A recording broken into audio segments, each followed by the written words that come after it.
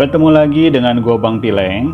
Kali ini gue mau membahas mengenai fenomena dari sisi magis, yaitu mengenai setan budak. Mungkin di antara kalian sudah sering banget mendengar yang namanya kisah tentang setan budak. Tapi kali ini gue masih mau ngebahas masalah setan budak juga nih. Siapa sih itu setan budak sebenarnya? Setan budak ini konon suka membuat orang yang melintasi rel kereta api mendadak menjadi tuli atau budak. Setan budak juga adalah salah satu urban legend yang muncul di kalangan masyarakat Jakarta atau beberapa tempat di daerah tertentu. Bahkan, konon setan budak itu sering dituduh sebagai biang keladi atas kecelakaan-kecelakaan yang terjadi di sekitaran rel kereta api. Misalnya ada orang yang lagi jalan, ngelamun, atau naik motor saat melintasi rel kereta api atau pintu rel kereta. Dia tetap berjalan aja atau nyelonong di tengah rel, padahal orang di sekelilingnya sudah berteriak memberitahu bahwa kereta akan lewat. Nah, yang kayak gini nih, banyak yang bilang karena setan budak. Terjadilah kecelakaan atau tabrakan yang mengakibatkan nyawa melayang. Konon katanya orang-orang atau para saksi yang berada di sekitaran rel itu sudah memperingati korban-korbannya bahwa bakal ada kereta yang mau lewat. Bahkan jarak kereta pun sudah dekat. Tapi korban ini seakan-akan tidak mendengar teriakan para orang yang berteriak tadi. Dari sinilah orang-orang percaya kalau korban-korban itu telinganya udah ditutupin oleh setan budak. Bukan cuma menutupi telinga para korbannya, ada yang mengatakan juga kalau setan budak ini juga diduga bisa membuat mata korbannya kehilangan fokus. Misalnya saat korban menyeberang rel. Si korban ini kehilangan fokus seakan-akan di depan matanya hanya rel kosong. Padahal kereta api sudah dekat dengan si korban. Entah dari mana asalnya, setan ini dijuluki sebagai setan budak. Tapi ada sebagian juga orang mengatakan ini adalah setan keder. Seorang anak indigo menjelaskan tentang fenomena setan budak. Setan ini bukan merupakan jenis jin, tapi jenisnya adalah hantu. Nah, bagi yang tahu bedanya antara hantu dan jin, silakan komentar. Hantu-hantu ini dulu katanya bekas korban kecelakaan di sekitaran rel kereta api. Terus, mereka tuh tidak terima dengan kematian mereka. Sampai akhirnya mereka masih mencari teman untuk menemani si setan budak ini. Bukan saja mencari teman, tapi karena tidak terima mati karena kecelakaan kereta api, setan budak ini mengganggu manusia atau orang-orang yang sedang melintas di rel kereta api. Setan budak tidak mengenal malam atau siang dalam mencari korbannya.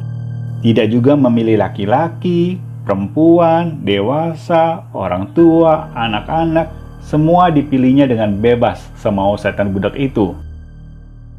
Dengan catatan, setan budak ini memilih korbannya kalau dia lihat orang yang melintasi rel kereta api tersebut dalam keadaan setengah sadar, kurang fokus, bahkan setan ini juga tahu kalau orang yang melintasi rel sedang dalam banyak masalah besar.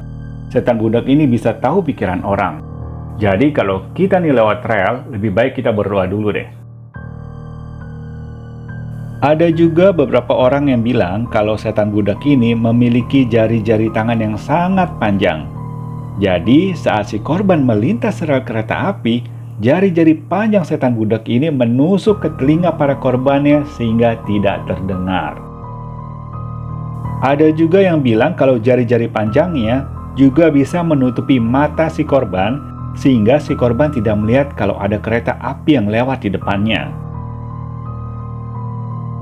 Soal wujud fisik dari setan budak ini, ada yang mengatakan berbentuk laki-laki, bertubuh sekitar 140 cm dengan tubuh gemuk dan berkepala botak. Tapi, ada juga yang mengatakan kalau setan budak ini adalah perwujudan setan jahat yang ada sejak dahulu kala. Berwujud laki-laki dengan wajah yang menyerupai kera dan berjalan dengan kondisi baju compang-camping di sekitaran perlintasan rel kereta api. Sekarang kita masuk ke cerita pertama mengenai setan budak.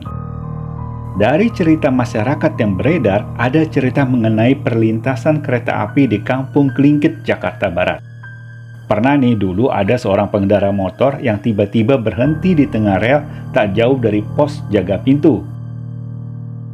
Petugas sama masyarakat dan warga di sekitar lokasi berteriak-teriak memanggil orang yang berhenti tepat di tengah rel.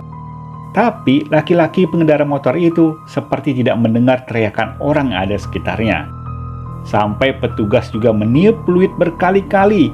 Lagi-lagi laki-laki itu tetap aja berdiri di tengah perlintasan rel. Untungnya, ada warga sekitar yang langsung berlari menghampiri pengendara motor itu. Dia langsung menepuk pundaknya. Seketika itu juga, pengendara motor laki-laki itu tersentak kaget. Dibantu warga, akhirnya rame-rame mereka mendorong motornya dan beberapa detik kemudian lewat tuh gerbong kereta. Pas ditanya warga, laki-laki pengendara motor itu bilang kalau dia nggak dengar teriakan orang-orang lain yang ada di sekitarnya. Dan dia merasa sedang menunggu rel kereta api yang mau lewat. Dan katanya lagi, posisi dia tuh ada di belakang palang perlintasan kereta. Untung aja laki-laki itu selamat berkat kebaikan warga di sekitar. Sekarang kita masuk lagi nih cerita kedua nih. Ada lagi cerita dari warga yang tinggal di sekitaran rel kereta api Bintaro. Dikutip dari On The Spot, ada seorang warga bernama Ibu Neneng yang harus kehilangan sahabatnya. Seperti biasa, waktu sore Ibu Neneng dan beberapa tetangganya turun untuk kumpul di sekitaran rel. Seperti ibu-ibu biasanya, suka curhat tentang keadaan anaknya, keadaan keluarganya. Sambil curhat, mereka berdiri di atas rel kereta.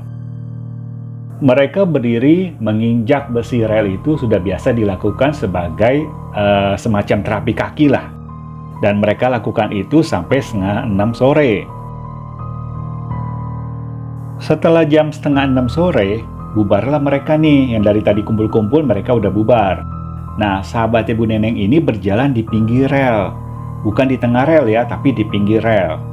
Nggak berapa lama, sekitar 10 menit, lewatlah kereta dari arah berlawanan. Jadi, tepat di depannya sahabat Bu Neneng itu ada kereta. Bu Neneng dan warga sekitar itu berteriak panggil nama si korban. Waktu diteriakin, sahabat Bu Neneng itu seperti nggak dengar teriakan mereka.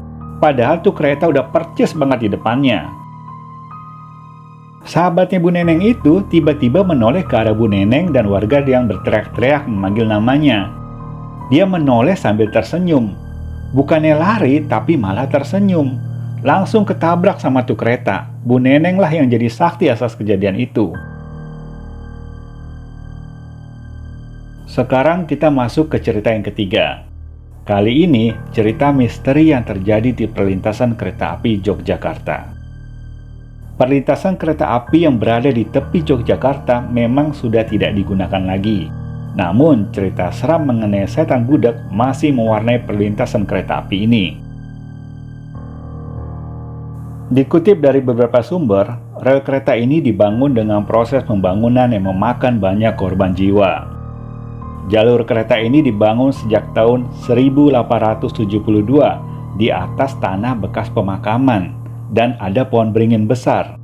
Konon katanya pemotongan pohon beringin inilah yang menjadi penyebab lintasan kereta api sering memakan jiwa. Dan setan budak inilah yang sering menjadi salah satu sosok yang mengganggu pengguna jalan di sekitar situ. Ada cerita seorang pemuda bernama Ahmad yang mau berangkat kerja melewati rel kereta api itu. Ketika sampai di perlintasan, dia sudah melihat ke kiri dan ke kanan. Saat itu dia tidak melihat apa-apa dan juga tidak mendengar ada suara sirine atau suara bunyi perlintasan kereta api. Dia hanya melihat rel itu kosong, nggak ada kereta. Dia juga melihat jalanan sepi banget. Hanya ada beberapa orang yang berdiri di pinggir jalan. Dan dia merasa hanya dialah seorang yang melewati perlintasan itu dengan mengendarai motor.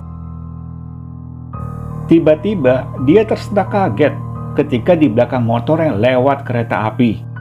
Dia kaget karena ada terpan angin dari kereta yang lewat. Di saat itulah dia baru sadar.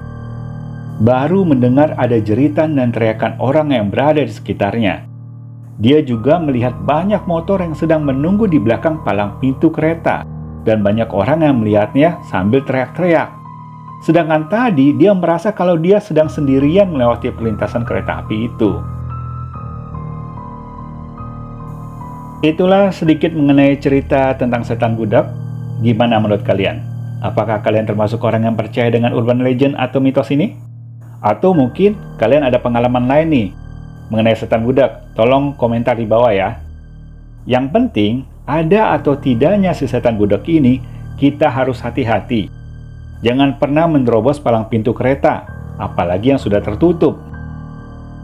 Sekian dulu ceritanya. Terima kasih yang sudah menonton. Jangan lupa share dan nyalakan lonceng notifikasinya supaya kalian tahu kalau gua ada upload video baru. Salam dari Bang Pilek.